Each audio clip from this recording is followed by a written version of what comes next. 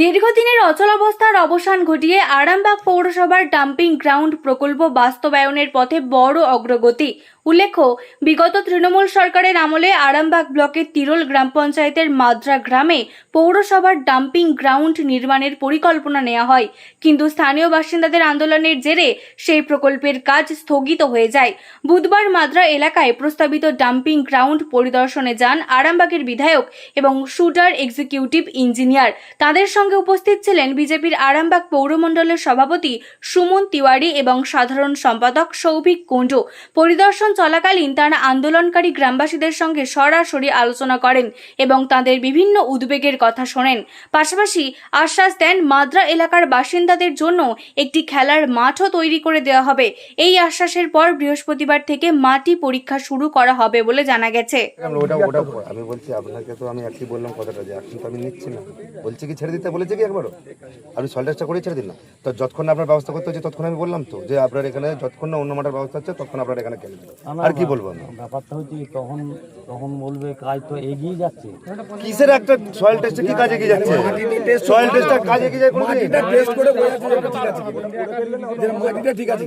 যেটা বোরিং করে বলছে না, হ্যাঁ ওই যে ওটা করে ফেললে না হবে না, ওইটা যদি করে ফেলে না তখন সে অ্যাডজাস্ট হয়ে যাবে, বলবে হ্যাঁ ওটা কাজটা আরম্ভ হয়ে গেছে, তখন বলবে আবার পরীক্ষা করতে দিল তাহলে ভুলেছে না। আমি বলছি ভুল হচ্ছে, ভুল হচ্ছে। এটা তো করতে গিয়েছিল, বোরিংটা আগে করতে গিয়েছিল, ভুল আমরা ঠিক জানেন। পাঁচিল যখন দেওয়া হয় না ঠিক এইভাবে নেতারা এসে এইভাবে বুঝেছে পাঁচিলটা, সেই ভয়টা তখন আমি কি বলছি, তো পাঁচিলটা যখন দেওয়া তখন এইরকমই ক্ষমতা কিছু করতে এইরকমই দিয়েছে। এখন আমাদের ক্ষমতা এসে যদি আমাদের আবার সরিয়ে দিয়ে আমাদের লোক তাহলে তোমরা কি করতেছো? উন্নয়ন করতে আসো না? আমরা উন্নয়ন করতে এসেছি, তবে এইটা নিয়ে তো আমি এটাই উন্নয়ন। আমি কথাটা খেলাধুলোটা কি উন্নয়ন নয়? আমরা তো খেলার মাঠটা কি দেবো না বলছি, আমরা তো বলছি খেলার মাঠটা যদি আপনার পার্টিকুলার এই মাঠটা ছাড়া চলে যাবে, ওরা ওদের মতো চলে যাবে, তোমাদের মতো খেলবে।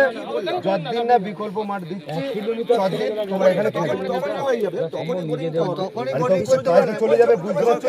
কাজে চলে যাবে না, কাজটা হলে আগেই চলে যেত। কাজটা যখন ওরা আগে করেছে পুরো ক্যাম্পে পুরো ক্যাম্পে যখন সব এসে সরকার ভ্যান এসেছিল তখন শুধু আমাদের গোটা গ্রামে এতগুলো গ্রামে এসে শুধু আমরা গিরে দিচ্ছিলাম বলে তাহলেও আটকে রেখেছিল, এখন আমরা ক্ষমতায় এসে যদি আমাদেরকে আবার পিছু হেঁটে যদি আমরা চাই, ওরা তো বিজেপি সরকার এসে ওরা নিজেরাই তো করে ফেলবে।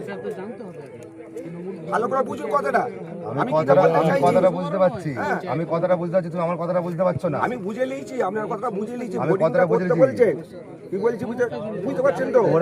আমরা তখন ক্ষমতায় থাকিনি, আমি এইখানটা বলতে চাইছি, আমাকে বলছে তুই শালাপকে বেরো, শালাপ বিজেপি করিস।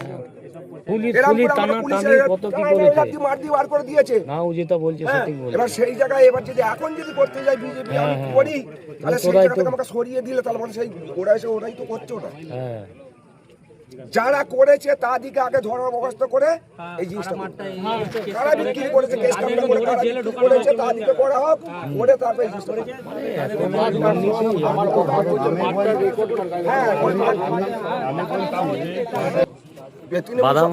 আমাকে বলেছে তুমি বিজেপি করো, তুমি এখান থেকে হাঁটাও, তুমি কি কথা বললে বলে সরিয়ে দিয়েছে। তখন সেই গ্রামের লোক চিনিয়ে দিচ্ছিল হবে না, আমাদের গোটা গ্রাম সবাই করে তারা চলে গেল।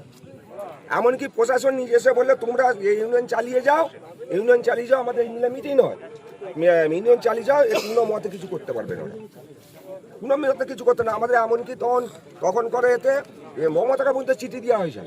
হ্যাঁ গেছিলাম তো, চিঠি দিয়েছে এই সব অভিষেককে দিয়েছি, ববি হাকিমকে দিয়েছি, ও কোনো মানে আমাদেরকে একদম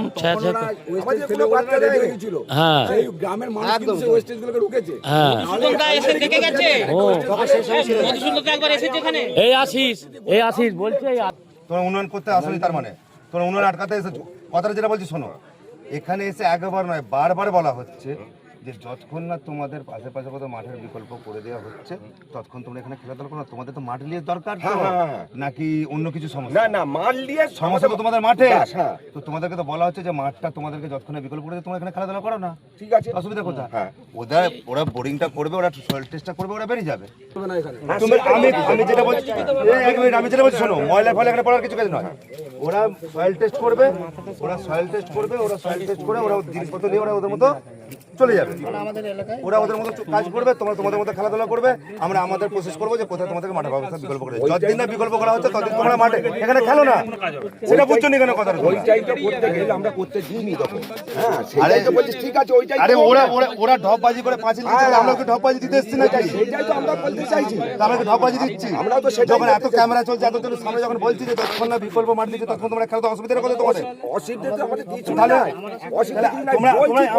আমাদের প্রবলেমটা বুঝতে পারছো না? যদি আজকে সলভ না করে যদি ফিরে যেতে ড্রাইভার গ্রাউন্ড আমরা আবার পাবো না, সেই জিনিসটাও বোঝো। হ্যাঁ, পাবো না।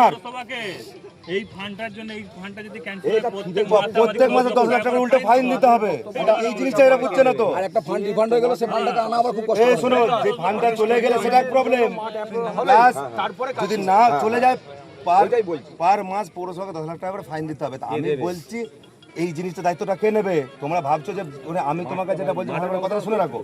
আমি তোমাকে এখনো বলছি সয়েল টেস্ট ওরা করবে, করে ওরা চলে যাবে। আমাদের পরিবর্তে আমরা দেখছি, আমরা বলছি না আমরা দূরে কোথাও যাব না, কারণ এটা 42 বছর ধরে এই আদিবাসী খেলার মাঠ এটা।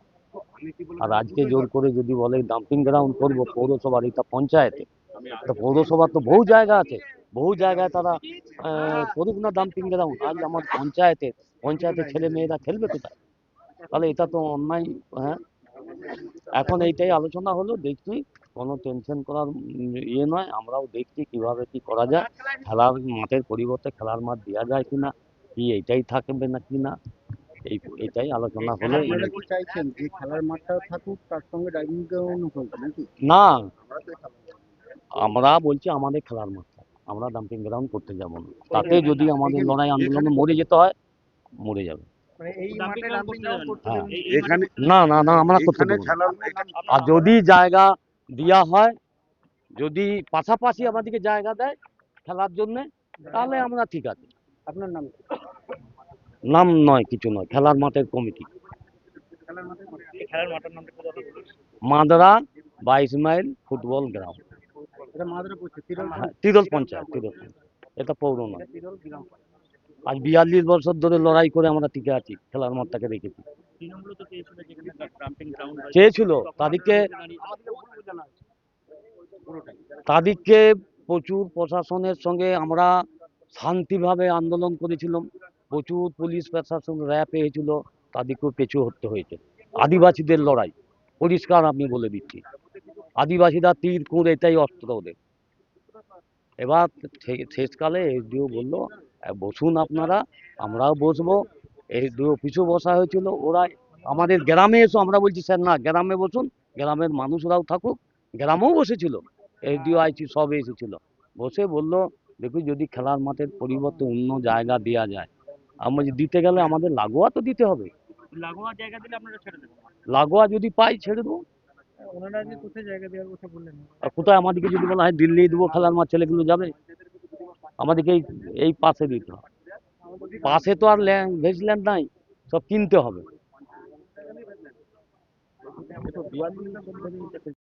বিষয়টা আগে বলুন।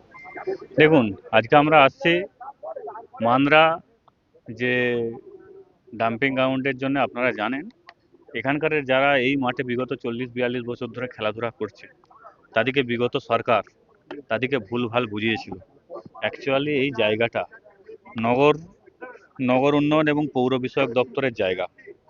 এই জায়গাটা বিগত এখানকার বাসিন্দারা যারা বলছে তারাও ঠিক কথা বলছে, তারা 40-42 বছর ধরে খেলছে, কিন্তু বিগত সরকার তাদেরকে ভুল বুঝিয়ে মাঠের উন্নয়নের জন্য পাঁচিল দিয়েছে। এই মিথ্যে কথা বলে পাঁচিলটা করানা করিয়েছে। পাঁচিলটা অ্যাকচুয়ালি হয়েছে নগর উন্নয়ন এবং পৌর বিষয়ক দপ্তরের তরফ থেকে, যে ডাম্পিং গ্রাউন্ড করানোর জন্যই পাঁচিলটা হয়েছিল। বিগত সরকার এদিকে ভুল বুঝিয়েছিল। আজকে আমরা এসছি এই গ্রাউন্ডে এই ডাম্পিং গ্রাউন্ড করার জন্য, অর্থাৎ আগামীকাল বা পরশু থেকে এখানে সয়েল টেস্ট হবে। সয়েল টেস্ট করার পর আমরা পরবর্তীকালে যে ডাম্পিং গ্রাউন্ড এখানে শিফট করা যায় তার চিন্তা ভাবনা নিচ্ছি। এবারে এখানকার বাসিন্দাদের একটা দাবি ছিল, সমস্যা ছিল, যে তারা বিগত 40 বছর ধরে এই মাঠে খেলাধুলা করছে।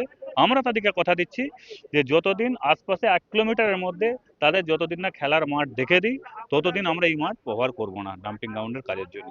তাদেরকে আগে মাঠ দেবো, তারপর এখানে ডাম্পিং গ্রাউন্ডের কাজ ক্লিয়ার করা যাবে। হ্যাঁ, করা যাবে না কেন? এটা ইউডিএম এর ইয়ে থেকে সমস্ত কিছু করা হয়েছে। আর যারা খেলাধুলো করছে তাদের জন্য অল্টারনেট ল্যান্ডের একটা ব্যবস্থা করে পাশাপাশি ওনারাও সহযোগিতা করছেন তো আমাদের সঙ্গে, যারা খেলাধুলা করছেন হ্যাঁ এই মাঠে তারাও আমাদের সঙ্গে সহযোগিতা করছে। ওনারা বলছেন যে এই মাঠের পাশাপাশি সারাউন্ডিং জায়গা না পেলে এখানে মাঠ করতে দেবো, এখানে ডাম্পিং গ্রাউন্ড করতে দেবো। না না সেটা কথা নয়, ডাম্পিং গ্রাউন্ডের আশেপাশেই জায়গা পাওয়া যাবে, সেটা দেখা যায় সময় সব কিছু বলে দেবে। এখন ডিপিএল অভিযোগ করছে যে তাদেরকে না জানিয়ে সেটা বলতে পারবো না, আমি তো পৌরসভার স্টাফ নই, পৌরসভার বিষয়ে বলতে পারবো না। ইউডিএমএ থেকে এই মাঠের সমস্ত কিছু খরচ খরচা যা এখন পর্যন্ত ডেভেলপমেন্ট দেখছেন ইউডিএমএ থেকেই করা হয়েছে, এবং সলিড ওয়েস্ট ম্যানেজমেন্টের ভারত স্বচ্ছতা মিশনের আন্ডারে যে প্রোগ্রাম চলছে সারা ভারতবর্ষ জুড়ে। আমার নাম অসমঞ্জ ব্যানার্জি, এক্সিকিউটিভ ইঞ্জিনিয়ার সুদা। নিউনুর সোফা সেন্টার, এখানে সমস্ত রকম সোফা পাইকারি ও রিটেলে বিক্রয় করা হয়। সমস্ত সোফা নিজস্ব কারখানায় তৈরি করা হয়। প্রোপাইটার হানিফ হোসেন খাঁ ও রুহুল হোসেন খাঁ, বড়ডোঙ্গল হাটতলা সিনেমা হলের সন্নিকটে, হুগলি। যোগাযোগ 7797170093 এবং 9382003105।